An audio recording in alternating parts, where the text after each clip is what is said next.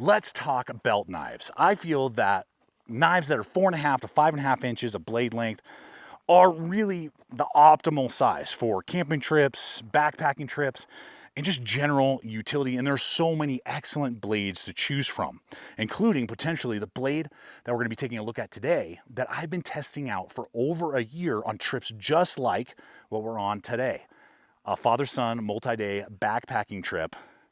And this blade has been able to get so much work done. And it's the Architect Knives AK 4.5 in magnacut. And today they finally dropped a new batch of this blade so I can share with you how it stacks up compared to tools like, say, the LIONSTEEL T5 or the URSUS 45 by White River, the SE4 design, and if we have time, even run it compared to, say, the Architect 5.5. And now, having used it for so long, seeing some attributes that are just mind-blowing in this size range, but also some details that maybe cause it to lag in performance compared to some of those blades I just listed. So we're gonna have a blast today unpacking this belt knife and go through the knife builder and how all that works and so much more. So if you're new to the channel, welcome. I'm Aaron. This is Gideonstactical. We're gonna pack up, head on back home, and we'll start diving in and having some fun unpacking this blade. Well, we made it back safe and sound, and we did have to do some bushwhacking in and out of that campsite. My sons did awesome, persevering, pressing through, and making it home safe. And I do not give enough credit to all of you young outdoorsmen who watch with your family. You are also a vital part of the Gideonstactical crew, and I thank you for your viewership and support. And I hope that this video is not only entertaining, but will give you some good information as we talk about grind geometry, edge slope, and how that really affects different types of knives as we talk competitive options in just a little bit. But I've been thinking a lot about the Architect series as I kind of wrap up having now reviewed every single one of the models, this 4.5 being the last one in the current series. Where does Architect knives really fall in? And I really feel like it's a good progressionary series of knives. And what do I mean by that? Well, we all started our knife journey somewhere. Maybe it was at a flea market and you saw something cool and flashy and you picked one up and you're like, oh man, you started kind of getting into knives. Maybe we had like a speed action, assisted spring, or had really cool tactical guards and, like double edge or something. Or maybe a local sporting goods store, you picked up like a Gerber hunting knife, something like that. And then over time, you really enjoyed that, so you started to learn more. And maybe you fell on blades like, say, the SE series of knives or the Becker K-Bar series of knives, which for probably 80% of people is more than enough for a couple campouts and just general like bug out building, things like that. Excellent blades in their own right. But I think for that maybe 20% who love knives, and you have now become a knife nerd or a knife addict, and leave a comment if you fall into that category. You want to go to the next level. You want some customization capabilities, micarta G10, Kydex leather. You want different steel choices and more premium steel choices without breaking the bank. That's where I feel like Architect Knives is that next tier, that second tier blade to get you into more premium materials and more choices without breaking the bank. And so that's what I feel like this brand and this whole line of knives really brings to the table. Now, the 4.5 is an interesting design for a few reasons. Not only do we have 4.5 inches overall blade length, it is 0.155 or 5/32 of an inch thick, and it's gonna be about 7.5 ounces before the sheath. So those dimensions with kind of a more narrow piercing profile versus fat and broad means that it is an ideal companion size to go with a folding saw and a compact hatchet. If you have those two other tools and the AK 4.5, you should be able to get just about every task done around camp or in a survival situation. And the thing with this blade is that even though it's pretty compact, because of its blade length and stock thickness, it can still do decent kindling splitting if you needed to do that, spine thwacking for notches, and maybe wood shaping, delimbing of branches, say like the thickness of your thumb. I definitely wouldn't be Paul Bunyan trying to like swing down a tree with this blade. But those attributes of durability don't take away from its finesse. You know, when you start getting into 6, 7-inch blades, the finesse goes out the window. This, you're still able to do fine carving, manipulating of wood, notches, and it feels a lot more controllable. So it's this walking this kind of blending of the two knives, and, or to the kind of two capabilities in knives. And then add to that, they really, what I like about, say, the Architect series over the SE, and don't get me wrong, I love SEs, and for what they are phenomenal tools. I will always recommend them. This is basically like an SE4 or an SE Laser Strike without the choil. SE loves throwing choils on everything, and I think blades under 6 inches, just it's not necessary, and it's kind of wasted space.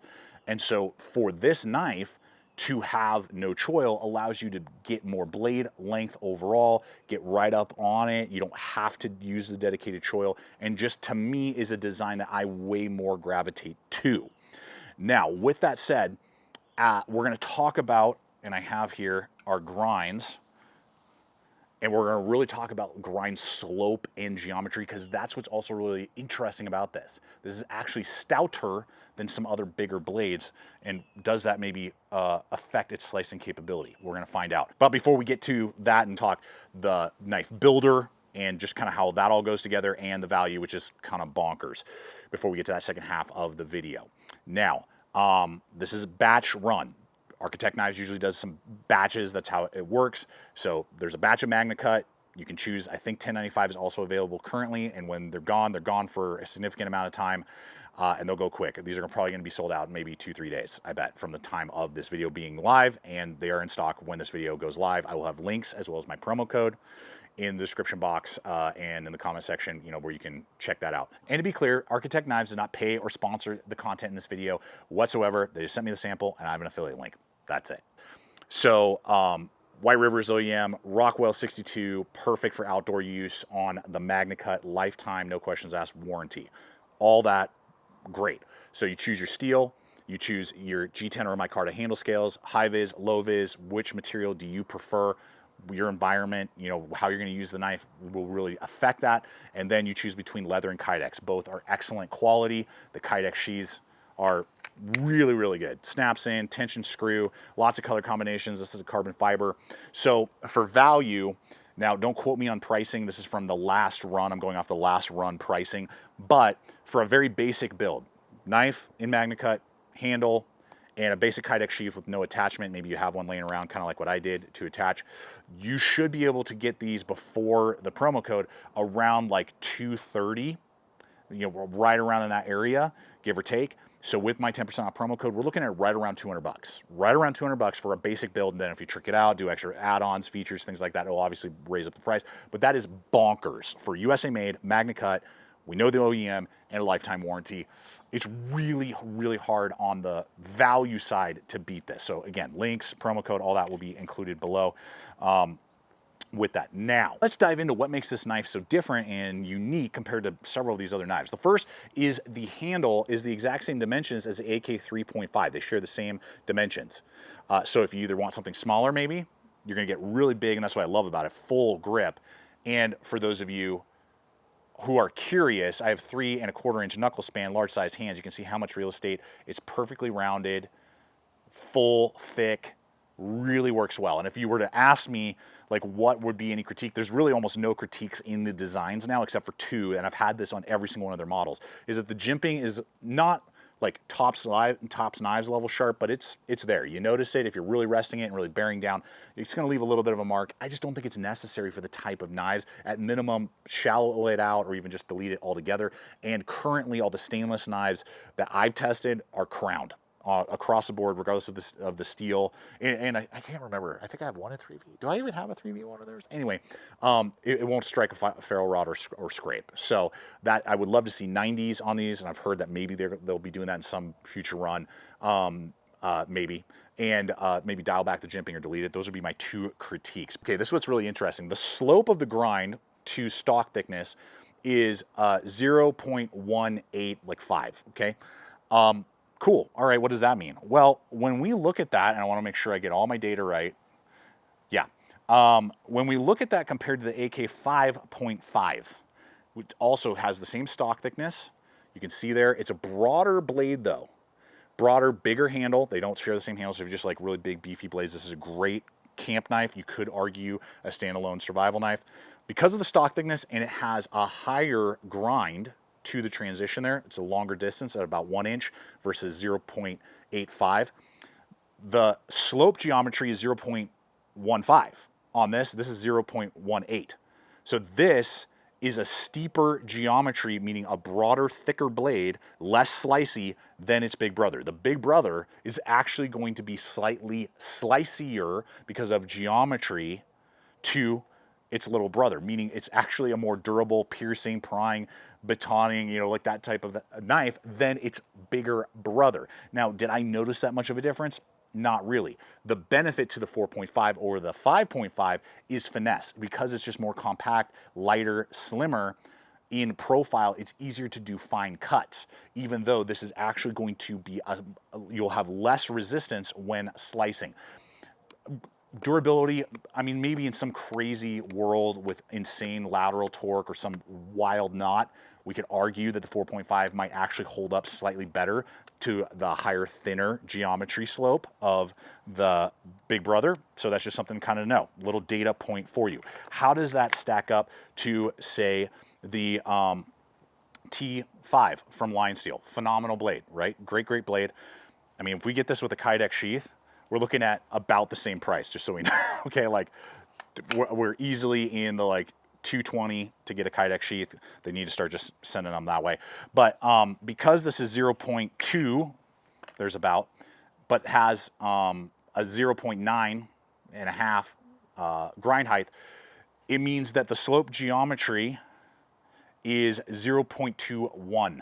And again, I'm kind of rough numbers, but this is broader, so even thicker than this. So the AK 4.5 is going to have better slicing geometry and be lighter and have all of those things than the T5. Now the T5 is way more tactical, way more piercing, does have a 90, does have nylocks. You know, I mean, the T5 is phenomenal. But just giving you some kind of, I just want you guys to understand kind of what you're getting with the blade. This is not going to slice, and it will have more drag than this, more durable because of thickness potentially, depending on how you use your blades. Now, finally, the what's it called? The URSUS 45, sorry, from White River. Very similar. Probably a lot of you guys are going to be curious, like, man, which one do you like? Which one do you prefer? It really comes down to how I use the knives. So this is what's really funny, is that this is 5/32 as well, has about the same height of grind as the AK 4.5, or sorry, 5.5, so many numbers. So this and this share the same grind slope, give or take. So these are going to actually perform almost identical in slicing, in overall performance, cutting task, resistance, durability, all of that stuff. So you're getting a bigger blade with this. This will be a little bit more finesse, better for just dedicated bushcraft. This is, again, better for general camp overall, and you're going to have a way deeper guard for piercing. This, again, just doesn't have quite that guard. Still, I mean, the URSUS 45 is one of the best overall knives you can buy for a belt knife. It means that the AK 4.5 is kind of right in the middle. It's the sweet spot. It's thinner than the T5, but thicker than the URSUS, which is great. You're getting now a choice. So if you want pure slicing, kind of more bushcraft, that's where the URSUS comes in. If you're wanting something that's slightly more capable in piercing, a little bit thicker, a little bit more capable in durability, you want durability without sacrificing, you know, some slicing, that's where the 4.5. Then if you want pure tactical capability, but still a lot of camp outdoor, and you just want that, you know, like, let's rock and roll, you don't care how much abuse, that's where the T5 comes in. You might lose out a little bit. You might have to put a little bit more pressure on each sweep than on these other two knives, but that's where that comes in. So again, right in the middle, kind of sweet spot between these two other blades, and I think absolutely cuts out a niche in the knives that we love in the, say, 4.5 to 5 inch belt knife arena. But I want to know from you guys what you think about not only the AK 4.5, this type of video where we talk a lot more about like data and geometry. What do you prefer? Are you more of a thick, you know, bruiser type of design, or are you more of like slicing precision? And maybe a little bit more delicate on the capability. I want to know from you guys. Appreciate you hanging with me today. Check out the other videos, subscribe if you haven't, and until next time, always remember, stay equipped, stay prepared, and I'll see you out there.